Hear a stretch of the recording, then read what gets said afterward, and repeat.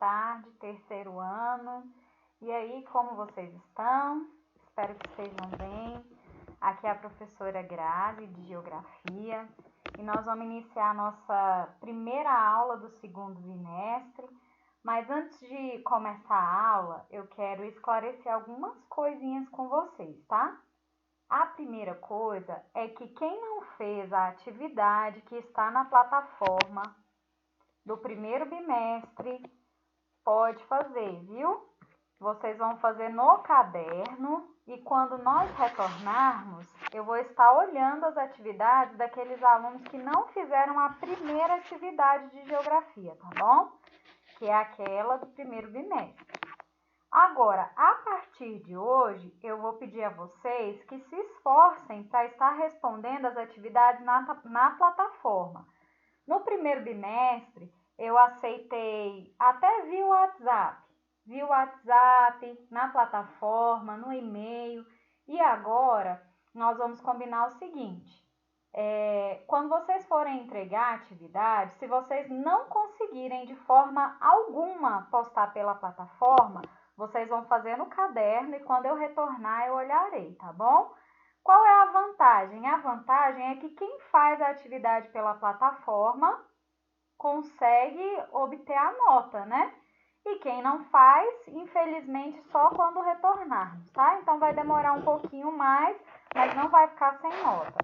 Mas assim, eu peço a vocês que se esforcem, tá? Nessa nossa primeira aula, eu vou estar trabalhando a primeira questão que está lá na plataforma já do segundo bimestre, tá? Essa semana eu quero trabalhar a primeira atividade da plataforma e na semana que vem a segunda atividade. Então, fiquem atentos, né, com relação às datas e não deixem de postar, tá? Então, vamos começar. Olha só, eu vou trabalhar com vocês o tema bipolarização, tá? Quando eu penso no termo bipolarização, eu me lembro das nossas aulas de geografia, porque o último conteúdo que nós trabalhamos durante as aulas presenciais foi justamente a Guerra Fria, né? Então, para quem não se lembra, a Guerra Fria ela ocorreu logo após a Segunda Guerra Mundial, no qual o mundo se encontrou dividido, inicialmente a Alemanha e depois o mundo, praticamente, tá? A Europa, é claro, foi a mais influenciada, né, por essa bipolarização e foi aquele período em que a Alemanha perdeu a Segunda Guerra Mundial e ficou sob o domínio da Inglaterra, dos Estados Unidos e da União Soviética, né? Porém, os ingleses, em determinado momento, eles deixam de ocupar e nós vamos ter dois ocupantes principais, Estados Unidos e União Soviética. Porém, nós vimos durante a aula que esse domínio ele não deu certo. Por quê? Porque ali eu tenho dois países com sistemas econômicos diferentes. A União Soviética com o sistema socialista e os Estados Unidos com o sistema capitalista. Então, naquele momento, o mundo ele passa a ser bipolar, porque ou você adota o sistema capitalista ou você adota o sistema socialista.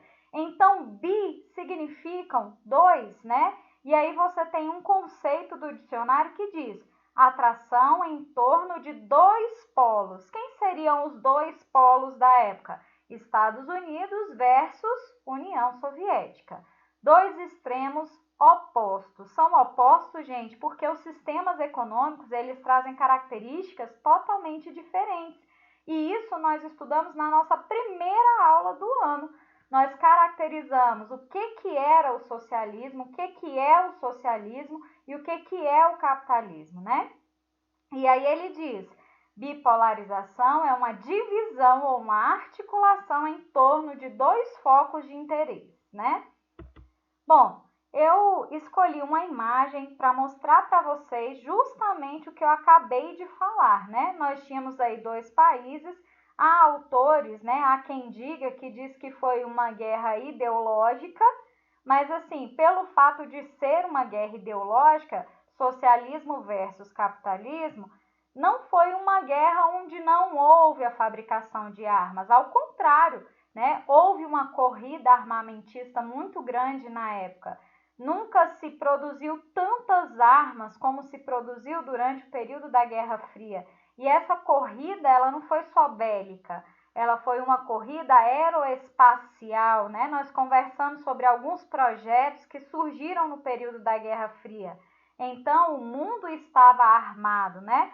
Caso houvesse uma terceira guerra ou uma nova guerra, né, esses países estariam armados até os dentes. Mas o fato é que Estados Unidos procurava ocupar parte do mundo para se tornar também, juntamente com ele, países capitalistas e a União Soviética socialista. Bom, aqui eu escolhi um desenho da internet onde eu achei bem interessante. Ele mostra aí, ó, o mundo bipolar pós Segunda Guerra Mundial ocorreu principalmente durante a Guerra Fria.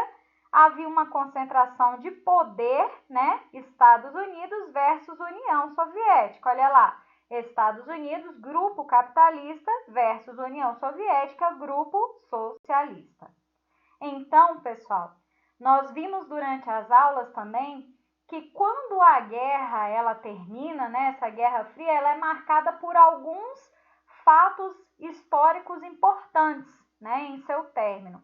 Um deles seria a principal derrubada do principal símbolo da Guerra Fria, que foi o Muro de Berlim, né, e a própria desintegração da União Soviética, ou seja, ela deixa de ser União Soviética e ela dá origem a 15 repúblicas, né? Então, a partir daquele momento, apesar de nós não termos necessariamente nenhum livro que diz foi derrotado, nós entendemos que pelo fato de haver uma difusão do sistema capitalista no mundo inteiro a partir daquele momento e da própria desintegração da União Soviética, o mundo deixa de ser bipolar, essa guerra, essa divisão, ela vai terminar, né, em 1991 e vai surgir um novo mundo, vamos dizer, uma nova ordem mundial, né? E dentro dessa nova ordem mundial, não há que se falar de dois polos brigando,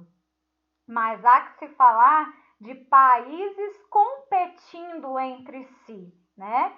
E aí nós temos a multipolarização.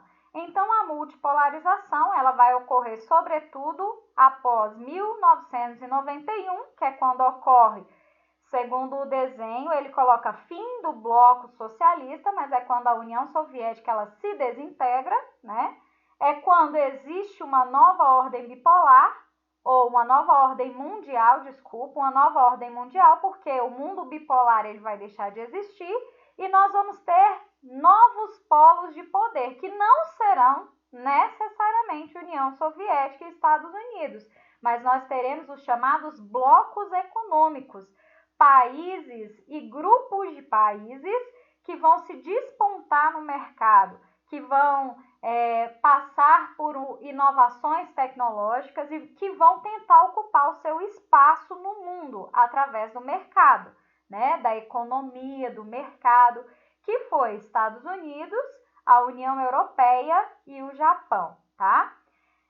Nesse período, nós também teremos países que vão sofrer revoluções dentro de um processo de industrialização e vão se despontar, como é o caso da China, ele coloca aí, né? Como é o caso de países no Oriente Médio e assim vai. Então, surge a partir daquele momento a multipolaridade. O que foi a multipolaridade? Percebam que no desenho nós temos bandeiras de vários países misturadas, né?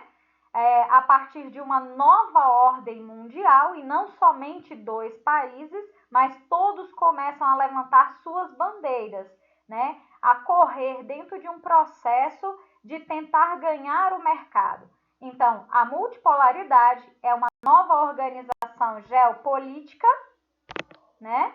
E ela ocorreu após o fim da Guerra Fria, substituindo a organização do mundo bipolar, em meados de 1991, como eu disse, com a dissolução, com a desintegração da União Soviética em 15 repúblicas, tá? Bom, a nova ordem multipolar que eu disse a vocês, aí nós temos os blocos econômicos, né? De um lado, na América, nós temos Estados Unidos, né? Na Europa, nós vamos ter a União Europeia.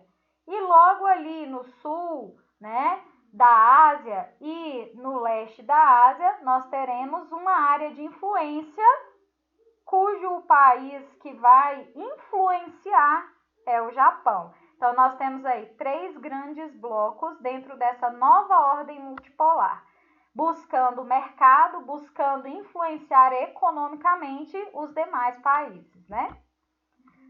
Bom, um terceiro tema que a nossa atividade traz é o termo globalização.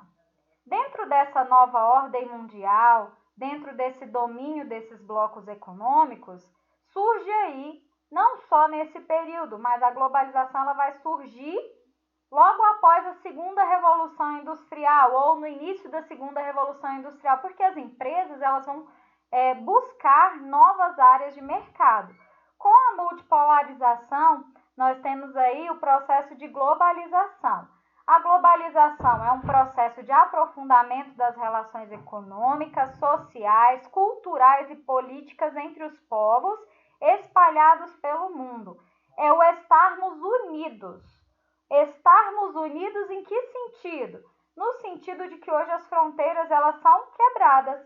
Em qual sentido, professora? Olha só, hoje nós temos aí a Coca-Cola, que é uma multinacional, uma transnacional, que tem filiais espalhadas pelo mundo inteiro, né? Nós temos aí o McDonald's, como a própria figura, ela enfatiza essas multinacionais, essas transnacionais, existe uma relação econômica, uma interligação econômica entre os vários países existentes. Isso ocorre só através do mercado? Não, não ocorre através do mercado. Não somente, ocorre também através dos meios de comunicação. Olha algo que veio fortalecer a globalização, foi a internet, que é utilizada como um meio, né? Como um transporte da comunicação hoje em dia. Então, hoje, para você conhecer novos países, novas pessoas, não é necessário mais que você vá até o país. É possível que você conheça, que você estabeleça relações econômicas, de mercado e sociais, né? Então, a globalização está caracterizada pela ausência ou diminuição das barreiras econômicas e migratórias entre os países. Hoje, através desse processo, é possível que você tenha aí acordos, né, migratórios que facilitem com que uma pessoa ela saia do seu país de origem e vá para outros países. Agora, ela não traz só coisas positivas, ela traz coisas também negativas, como qualquer outro processo.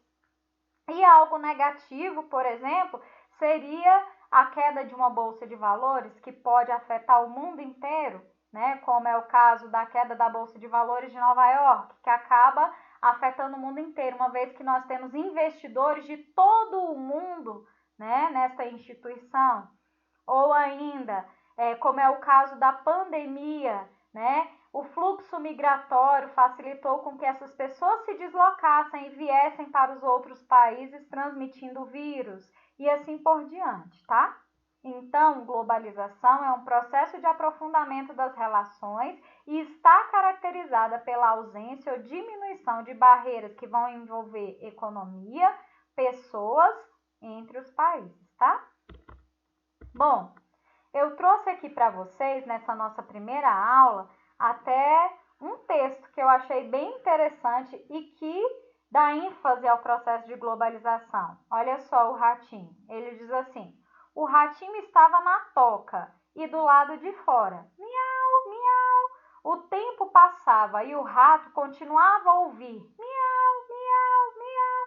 Depois de várias horas e já com muita fome, o ratinho ouve. Au, au, au.